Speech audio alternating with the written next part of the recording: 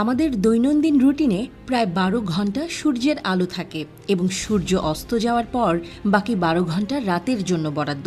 কিন্তু সারা পৃথিবীতে এমন কিছু জায়গা আছে যেখানে ৭০ দিনেরও বেশি সূর্য ডোবে না। সাধারণ জ্ঞানের একটি কমন প্রশ্ন, নিশীথ সূর্যের দেশ কোনটি? উত্তর নরওয়ে, অর্থাৎ সেখানে রাতেও সূর্য দেখা যায়। কেন মধ্যরাতেও সূর্য ওঠে? পৃথিবীর অক্ষরেখা তার সমতলের ২৩.৫ ডিগ্রি ঝুঁকে যাওয়ার ফলে প্রতিটি গোলার্ধ গ্রীষ্মকালে সূর্যের দিকে হেলে যায়, আবার শীতকালে সেখান থেকে সরে যায়। ফলে সুমেরু ও কুমেরু অঞ্চলে বছরের একটি বিশেষ সময়ে মধ্যরাতেও সূর্য দেখা যায়। ফলে পৃথিবীর এমন কয়েকটি স্থান আছে যেখানে কখনো সূর্য অস্ত যায় না। নরওয়ে।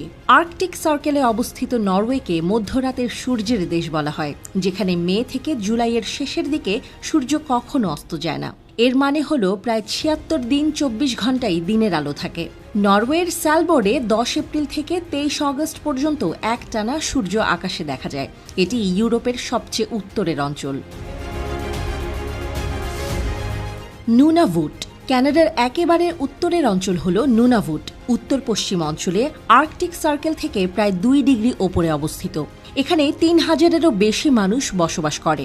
বছরে ২টি মাস এখানে ৭ দিন ২৪ ঘন্টা দেখা যায় সূর্যকে। আইসল্যান্ড। গ্রেট ব্রিটেনের পরে আইসল্যান্ড হল ইউরোপের সবচেয়ে বড় দ্বীপ। মশা নেই এমন দেশ হিসেবেও পরিচিত। গ্রীষ্মকালে আইসল্যান্ডে রাত পরিষ্কার থাকে। জুন মাসে এখানে কখনোই সূর্য অস্ত যায় না। মধ্যরাতের সূর্যকে তার পূর্ণ মহিমায় দেখতে আকুরেরি এবং গ্রিমসি দ্বীপ শহরে ভিড় জমায় পর্যটকেরা। Barrow, Alaska. আর্কটিক সার্কেলের আরেকটি দেশ হল আলাস্কা, আর এই আলাস্কার উত্তর অংশের সবচেয়ে বড় শহর ব্যারো। এই শহরেও কিন্তু মে মাস থেকে জুলাই মাস পর্যন্ত আকাশে সূর্য দেখা যায়। প্রায় ২ মাস অস্ত যায় না, আর গোটা নভেম্বরই এখানে সূর্য ওঠে না। সারা শহর থাকে অন্ধকারাচ্ছন্ন। ফিনল্যান্ড। হাজার হাজার হ্রদ এবং দ্বীপের দেশ ফিনল্যান্ড। প্রায় ৭৩ দিন রাতেও সূর্য দেখা যায় এই দ্বীপ দেশটিতে। এখানকার মানুষ গ্রীষ্মকালে কম ঘুমায় এবং শীতকালে বেশি ঘুমায়। সুইডেন। সুইডেনে মে মাসের প্রথম থেকে অগস্টের শেষের দিকে সূর্য মধ্যরাতের আশেপাশে ডুবে যায় এবং ভোর ৪টায় আবার ওঠে।